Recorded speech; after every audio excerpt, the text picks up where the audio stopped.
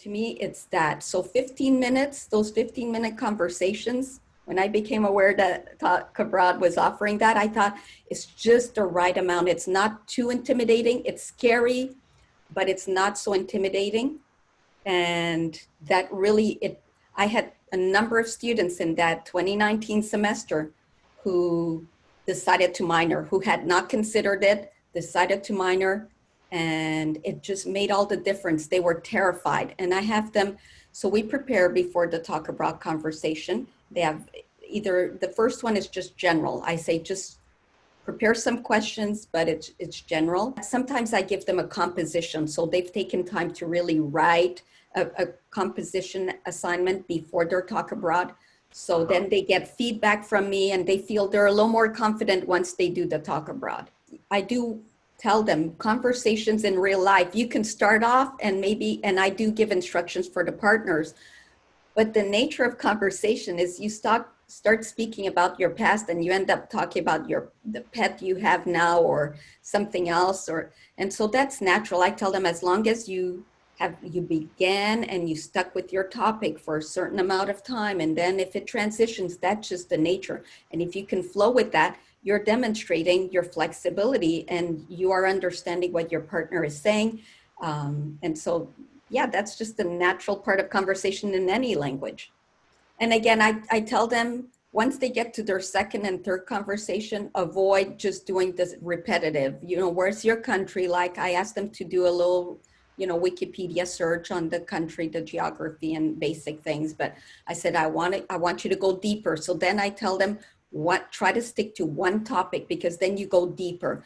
Just do an effort. I say, all I want is for you to speak for those, 15 minutes. That's all. Just get through it. Be polite, be courteous, and get through it. But there's a lot about just letting conversation flow and getting off the questions. I've had students who say, I used the first two questions I had and then it just flowed. So then they have to do their report, and they have about 3 or 4 days, because I want them to, once they do the conversation, let it be. Within the next couple of days, listen to it so they can be a little more objective. And then they write a report, what they spoke about. So it's speaking in third person about their partner, new words, at least 3 new expressions or words they learned, how they could improve. So if it's a 15-minute conversation, 1 goal for the next conversation and 1 goal for the end of the semester.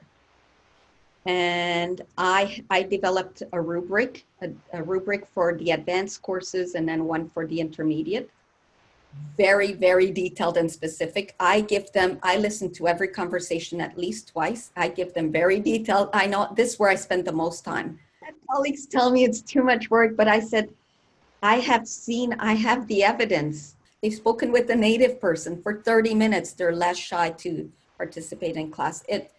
I've had students tell me it's the best investment. They say that the time that I invest and the feedback is the best thing for them. And I did. I had a quite large class at one time, and so what I did was the main aspects. I gave them feedback, and then I typed up a sheet with just 1 sheet of feedback for the entire class. And so the TalkAbroad, listening to themselves and realizing I did pretty good. They really surprised themselves, but they could hear what I hear because they were removed. Once they listened to themselves, it goes, that was me. I said all those things, and I greeted, and I used the subjunctive at the end to say a nice wish, to give a wish, and I did all that.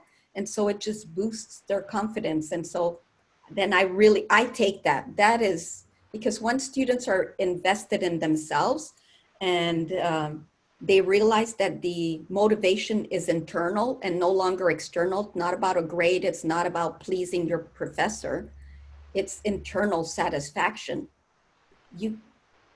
That's it. You pretty much, I feel I've done my job, because then they want to learn. Then they're looking things up on the internet and YouTube videos, and they're learning about culture. They're preparing better before the next conversation. I feel I've reached the goal that I wanted to with them, because then they have it's no longer extrinsic motivation, it's self-motivation.